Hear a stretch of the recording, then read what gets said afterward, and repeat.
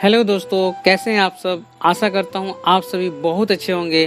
तो दोस्तों, हमेशा की तरह आज फिर से लेकर आया हूं एक बहुत ही अच्छी और सीख देने वाली कहानी, जिस कहानी का शीर्षक है आलसी गधा। तो दोस्तों, आइए सुनते हैं इस कहानी को और देखते हैं कि इस कहानी से हमें क्या सीख मिलती है। तो अब चलते हैं कहानी की तरफ। एक बार की बात है, एक राम नाम का व्यापारी था। उसके पास एक गधा था। राम अपना सारा सामान अपने गधे पर लाता और उसको ले जाकर मार्केट में बेचता था। वह मार्केट की जरूरत के हिसाब से दाल, सब्जी, कपड़े और मिठाइयाँ आदि बेचता था। राम अपने गधे का बहुत ख्याल रखता था। वह उसको बहुत अच्छा खाना देता और उसको आराम करने के लिए अच्छी जगह भी देता था, क्योंकि उसको पता था कि गधे की वजह से ही वह अपना सारा सामान मार्केट में ले जाकर बेच पाता है। लेकिन गधे को काम करना बिल्कुल भी पसंद नहीं था। वह बहुत ही आलसी था। वह जितना हो सके काम से बचता था। वह तो बस समय से खाना और आराम करना चाहता था। एक दिन जब राम अपने गधे पर दाल चावल की बोरियां मार्केट ले जाने के लिए लाद चुका था, तो गधा आगे बढ़ने के लिए बिल्कुल ही तैयार नहीं हुआ। ऐसे में राम ने उसको एक छड़ी से मारा, जिसके कारण गधे को चलना ही पड़ा। मार्केट पहुंचकर राम को पता चला कि मार्केट में अब नमक की बहुत ज़्यादा ज़रूरत है, तो उसने नमक को बेचने का सोचा। वह अगली बार नमक की 4 बोरियां लेकर मार्केट पहुंचा और उसको बेच दिया। तब उसे उसके अच्छे दाम मिले। उसने अगली बार और ज़्यादा बोरियां लेकर मार्केट में बेचने की योजना बनाई। राम ने अगली सुबह मार्केट में ले जाने के लिए 6 बोरियां अपने गधे के ऊपर लाद दी, लेकिन गधा इतनी बोरियों के बोझ के कारण खड़ा भी नहीं हो पा रहा था। यह देखकर राम ने एक बोरी को निकाल दिया, जिससे गधा अब ठीक से खड़ा हो पा रहा था। राम 5 बोरियों के साथ ही मार्केट की ओर निकल पड़ा।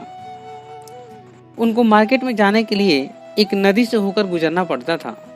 उस दिन नदी में पहले की तुलना में ज्यादा पानी था। राम अपने गधे को आराम आराम से लेकर नदी पार करने लगा, लेकिन बीच नदी में जाकर गधे का पैर एक पत्थर से टकराकर फिसल गया, जिससे गधा वहीं गिर गया। यह देखकर राम ने गधे को खींचकर बाहर निकाला और देखा गधे को कोई चोट तो नहीं लगी।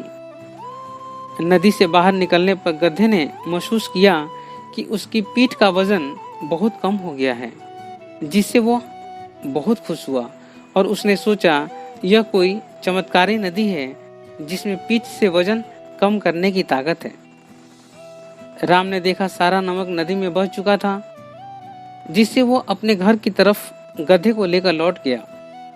गधे की पीठ का भार भी कम हो गया था और उसको मार्केट भी नहीं जाना पड़ा, जिससे गधा मन ही मन बहुत खुश हुआ और घर जाकर उसने खाना खाया और पूरा दिन आराम किया। अगले दिन राम ने गधे की पीठ पर फिर से नमक की बोरियां लाद कर चलने लगा।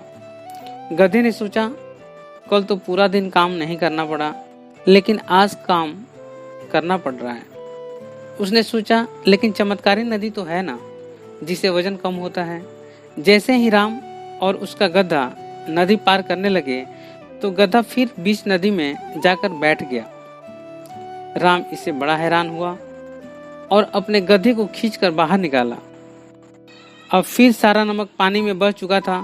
राम को पता चल चुका था कि गधा अब ये सब जानबूझकर कर रहा है। वह इसके बाद घर को लौट गया। गधा फिर बहुत खुश हुआ, क्योंकि उसको उस दिन भी कोई काम नहीं करना पड़ा।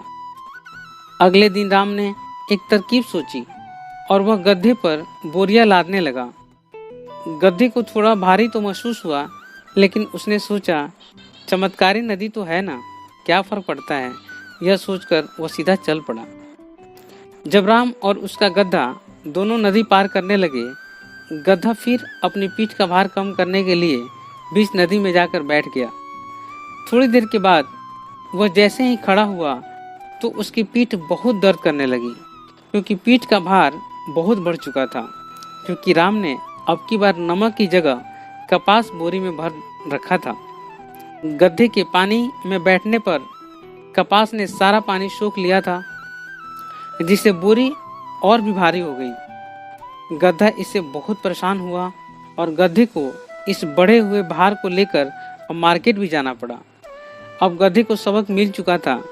इसके बाद कभी भी गधे ने नदी में बैठने की हरकत नहीं की। Moral of the story. दोस्तों, इस कहानी से हमें यही सीख मिलती है कि हमें कभी भी आलस्य नहीं करना चाहिए, क्योंकि आलस्य करने का नतीजा हमेशा बुरा ही होता है। Thank you. तो दोस्तों, इस कहानी को सुनने के लिए बहुत बहुत धन्यवाद। दोस्तों, अगर ये कहानी आपको अच्छी लगी तो इस कहानी को आप लाइक करें, शेयर करें।